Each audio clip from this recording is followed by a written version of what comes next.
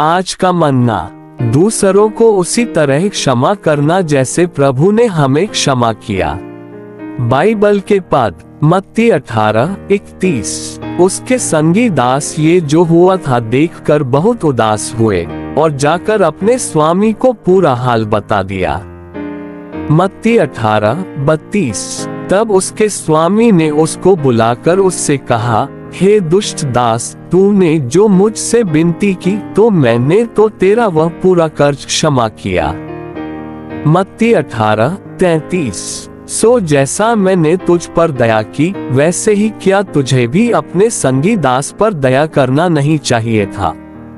मत्ती 18:34। और उसके स्वामी ने क्रोध में आकर उसे दंड देने वालों के हाथ में सौंप दिया कि जब तक वह सब कर्जा भर न दे तब तक उनके हाथ में रहे।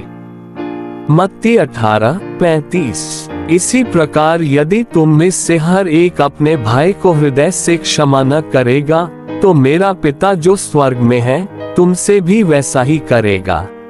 सेवकाई के शब्द। परमेश्वर की नजर में सबसे घिनौनी बात यह है कि एक क्षमा किया हुआ व्यक्ति दूसरों को क्षमा करने से इनकार कर देता है। जब किसी को क्षमा किया गया हो तो उससे क्षमा करने से इनकार करना, या जब उस पर दया की गई हो तो दयालु होने से इनकार करना, इससे घिनौना कुछ नहीं है।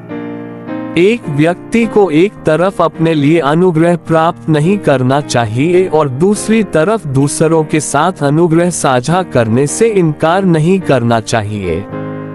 एक व्यक्ति को प्रभु के सामने यह एहसास होना चाहिए कि उसे दूसरों के साथ वैसा ही व्यवहार करना चाहिए जैसा प्रभु ने उसके साथ किया है। परमेश्वर एक कर्जग्रस्त व्यक्ति द्वारा दूसरे कर्जग्रस्त व्यक्ति से भुगतान मांगने के प्रयास की निंदा करता है। वह उन लोगों से प्रसन्न नहीं होता जो दूसरों की कमियों को याद करते हैं जबकि स्वयं उनके पास कमियां होती हैं। परमेश्वर चाहता है कि हम दूसरों पर दया करें जैसे उसने हम पर दया की है। हमें दूसरों पर दया करना और उन्हें क्षमा करना सीखना चाहिए। एक व्यक्ति जिसने अनुग्रह का अनुभव किया है और जिसे परमेश्वर ने क्षमा किया है, उसे दूसरों के कर्जों को क्षमा करना सीखना चाहिए।